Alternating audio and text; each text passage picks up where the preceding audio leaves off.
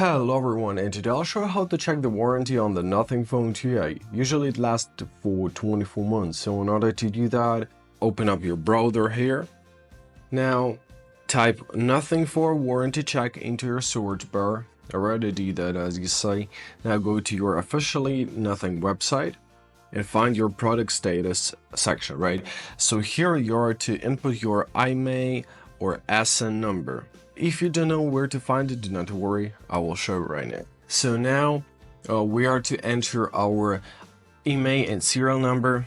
So let's find them. Go to settings, scroll down to about phone tab, scroll down to device details, press see all, and here you can see your IMEI, IMEI 1, IMEI 2, and serial number, right? Now enter one of these numbers to the website I showed you before and press submit. Give it a few seconds to load up. Okay, now we've got all our information about our phone, right? And here, the most important part, you can see your activation date. All right. So, for example, if that activation date is a certain day of a certain year, you'll have this time much left before the warranty expired. So, calculate it accordingly. To exit this mode, simply go back to the main menu, and that's it. I hope this video was helpful. Thank you so much for watching and have a great day.